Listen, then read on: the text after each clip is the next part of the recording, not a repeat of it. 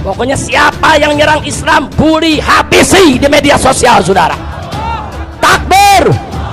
Setuju? Siap menangkan perang medsos? Takbir.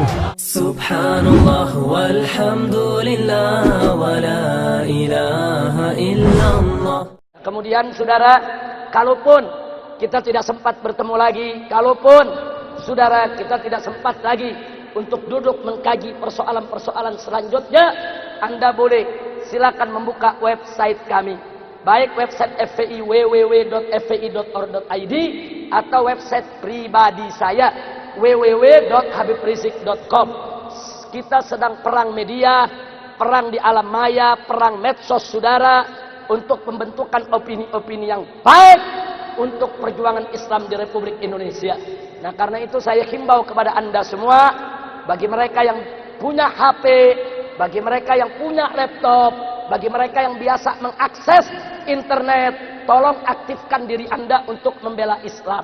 Kalau Anda dapatkan akun-akun saudara yang menghantam Islam, Anda buat akun yang banyak yang membela Islam, yang memenangkan Islam. Anda hantam akun mana saja yang coba-coba merendahkan Islam, saudara. Jadi jangan diam. Jangan orang kafirnya pada bikin satu orang 100 akun, satu orang 500 akun. Sementara orang Islam satu akun pun nggak punya, saudara. Ini perang opini, ini perang medsos, ini perang IT, saudara. Kita sudah masuk ke zaman digital. Ini perang nggak sembarangan, saudara. Maka itu, hei anak-anak muda yang biasa mengakses internet, lantangkan suaramu untuk bela Islam, lantangkan suaramu di dunia medsos untuk bela Allah, bela Rasul, bela kepentingan umat Islam. Jangan biarkan orang-orang kafir menghancurkan kita dalam opini. Betul? Begitu saya tanya sebelum saya akhiri, siap bersatu? Siap bersatu? Siap berjuang? Takbir! Jadi kalau ada yang mengatakan nih Habib Rizieq nih majelis di Petamburan politik melulu ini. Saudara, kita ini semua makhluk politik. Artinya tidak ada satupun warga negara di negara manapun yang tidak tersentuh oleh politik. Ima dia menjadi pemain politik, ima dia menjadi komoditas politik, ima dia menjadi korban politik. Nggak ada nggak tersentuh politik ya. Buktinya bagaimana? Mari kita lihat. Kita warga negara.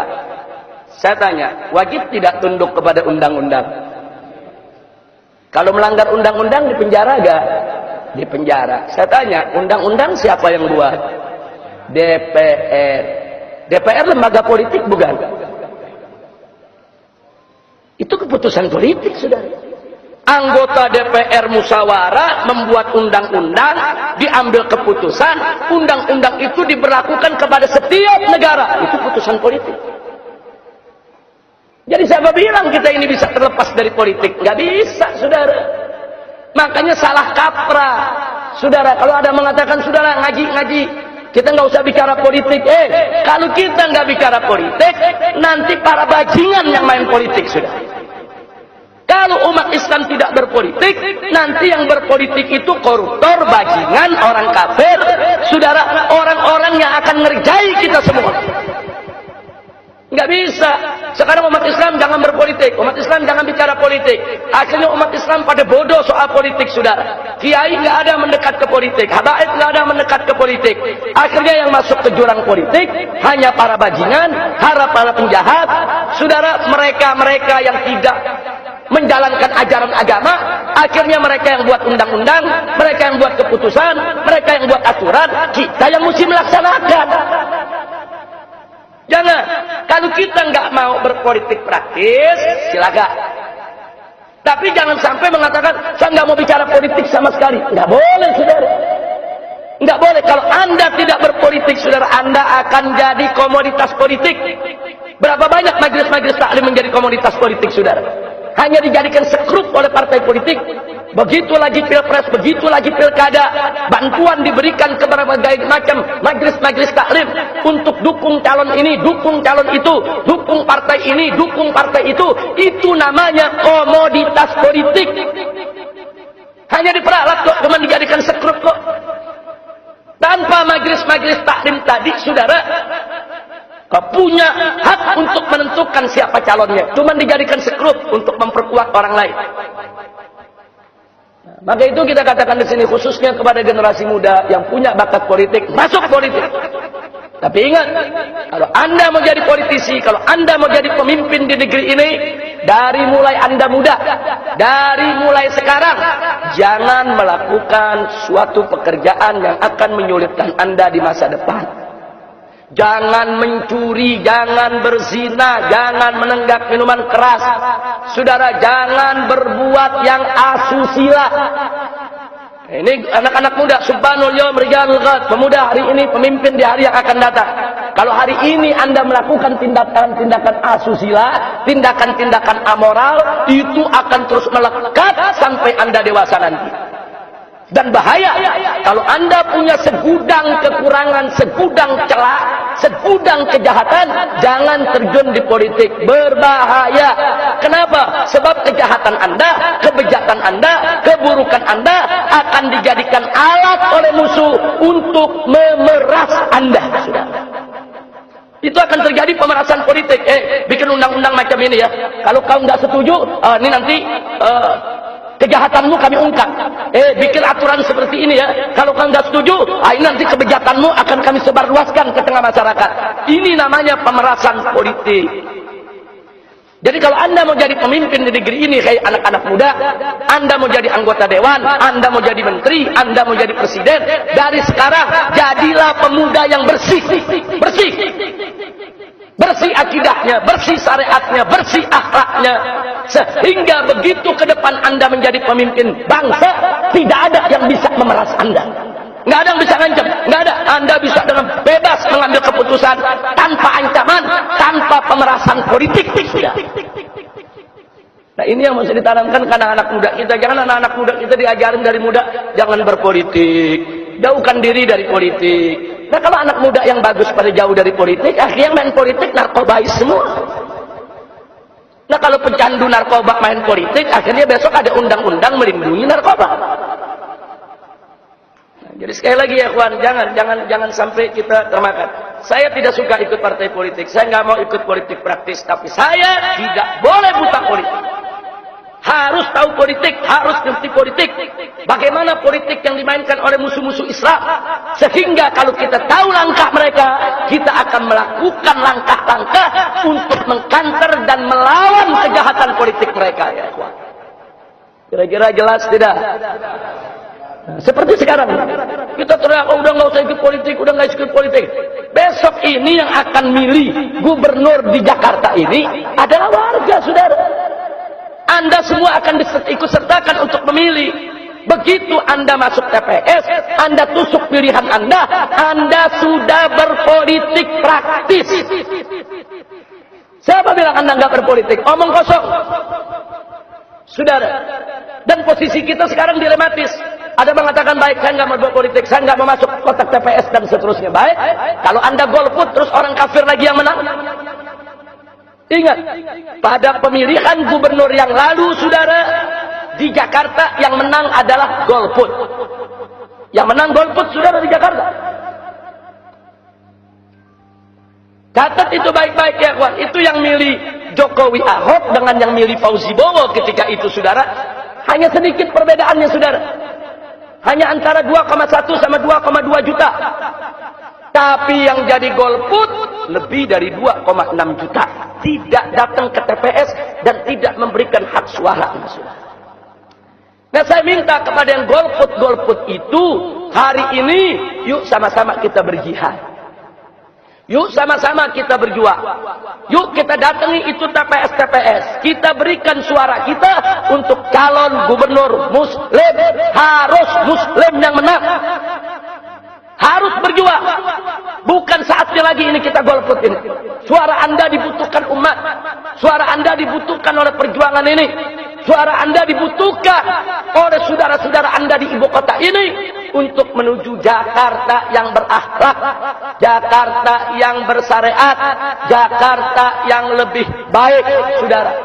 Singkirkan dululah perbedaan pendapat kita soal demokrasi haram atau bagaimana, soal ini togut atau bukan togut. Kita sibuk, saudara, berdebat soal hukum demokrasi, berdebat soal status togut atau bukan togut, saudara. Faktanya, kepemimpinan di Jakarta diambil oleh orang kafir. Ini fakta.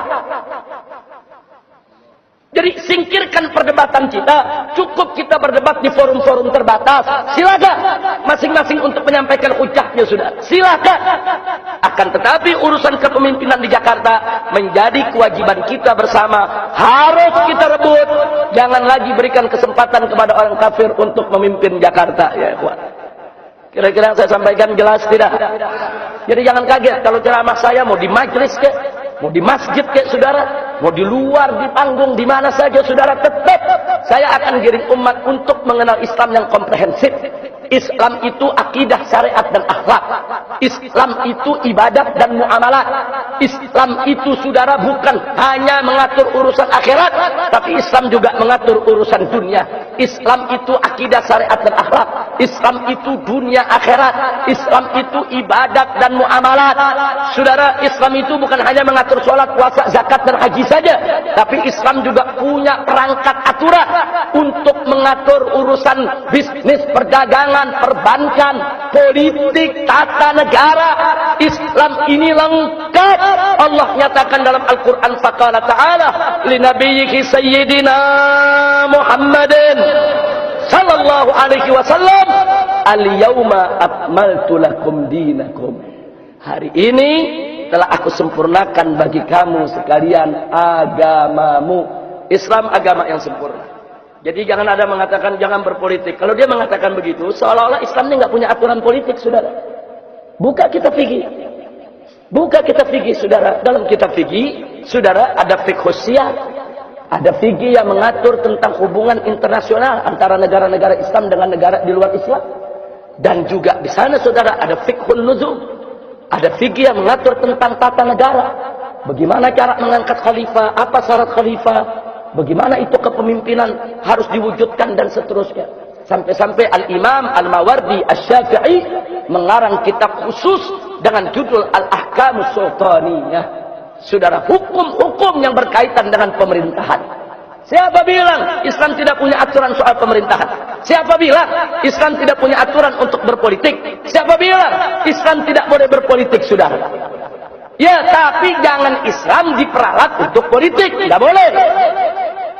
Tapi berpolitiklah secara Islam, berpolitiklah secara syariat, berpolitiklah dengan cara yang tidak bertentangan dengan ajaran Nabi Muhammad sallallahu alaihi wasallam. Nah, ini yang saya mau sampaikan, saudara. Jadi sekali lagi jangan kaget kalau dai-dai front pembela Islam, para habaibnya, para kiainya di mana-mana, saudara.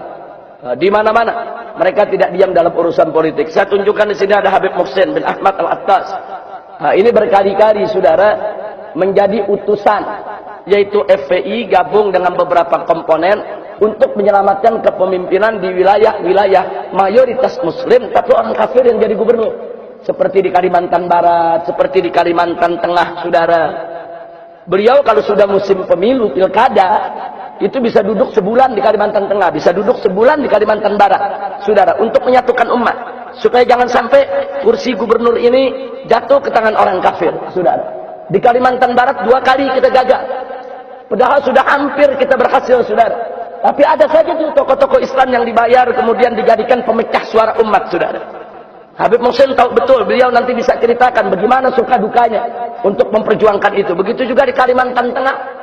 Di Kalimantan Tengah itu perjuangan FPI untuk merebut kepemimpinan muslim nggak mudah, saudara.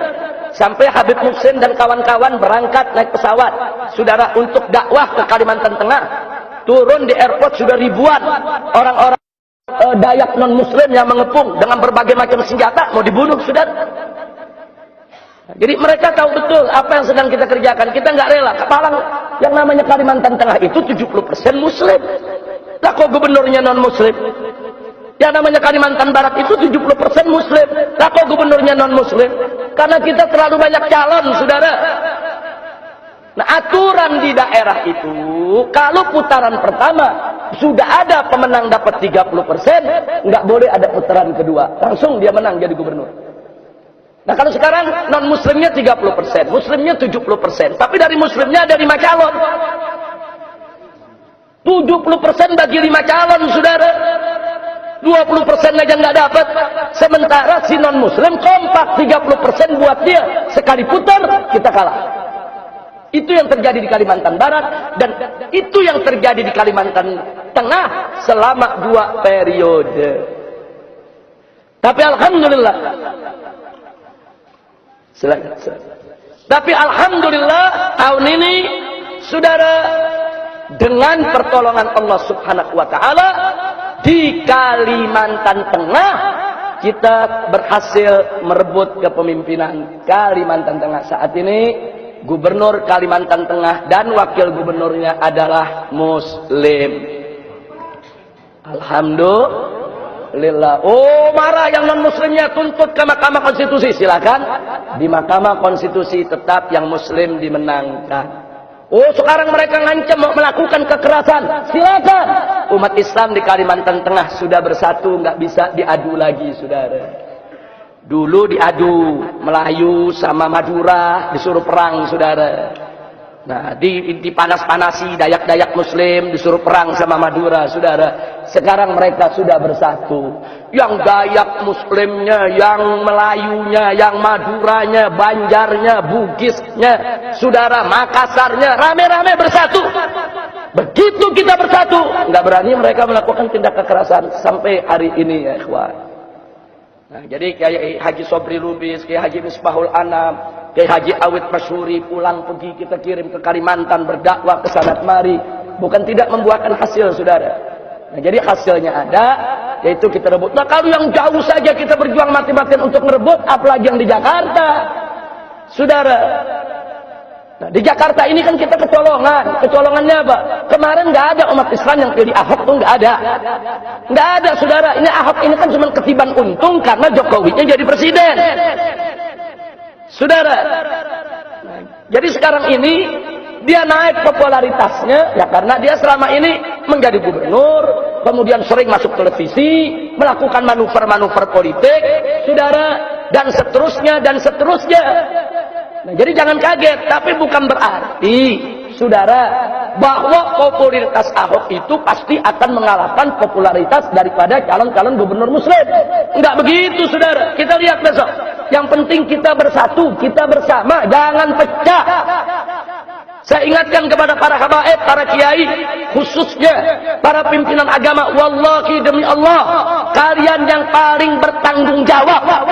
Kalau sampai ada habaib kiai mendukung calon gubernur kafir, kalian akan bertanggung jawab di hadapan Allah dan Rasul. Jangan coba-coba memberikan dukungan kepada orang kafir, mutlak haram. Jangan putar balik ayat Al-Quran, jangan putar balik hadis Nabi. Hat burhanakum in kuntum shadiqin. Tunjukkan itu. Kiai-kiai habaib yang mengatakan, saudara, orang-orang kafir boleh menjadi pemimpin untuk umat Islam. Tunjukkan hat burhanakum in kuntum shadiqin. Bahai cukup. Saya siap untuk mubahala dengan mereka, sudah. Tunjukkan dalilnya, mana ayat Qur'annya, mana hadis Nabinya. Umat Islam boleh memilih orang-orang kafir sebagai pemimpin. Saya siap mubahalah dengan mereka. Kalau saya yang salah, saya dilaknat oleh Allah Subhanahu wa taala. Tapi kalau mereka yang salah, mereka dilaknat oleh Allah Subhanahu wa taala. Mati dalam keadaan hina. Jangan hanya untuk urusan dunia. Jangan hanya untuk urusan uang tidak seberapa. Jangan hanya untuk dana bantuan buat majelis atau pondok pesantrennya, saudara. Akidah dijual, syariat dijual, akhlak digadaikan. Inna lillahi wa inna ilaihi raji'un. Baik, saya di sini tidak mau diadu, saudara. Karena itu saya tidak perlu, dan kita juga semua tidak perlu menyebut nama kiainya, nama habibnya. Jangan. Sebab kalau kita diadu, saudara, nanti yang kafirnya tepuk tangan. Sebab musuh kita ini bukan si kiainya, bukan si habibnya, saudara. Jadi fokuskan serangan kita kepada si kafir. Fokuskan perlawanan kita kepada si kafir. Fokuskan gerakan kita untuk melengsarkan si kafir. Jangan mau kita diadu antar majelis taklim, saudara. Insya Allah. Nah, ini yang saya mau sampaikan. Pokoknya siapa yang nyerang Islam, bully, habisi di media sosial, saudara. Takbir. Setuju. Siap menangkan perang medsos. Takbir. Siapa yang nyerang Islam, bully, habisi di media sosial, saudara. Siapa yang nyerang Islam, bully, habisi di media sosial, saudara. Siapa yang nyerang Islam, bully, habisi di media sosial, saudara. Siap menangkan perang medsos. Takbir.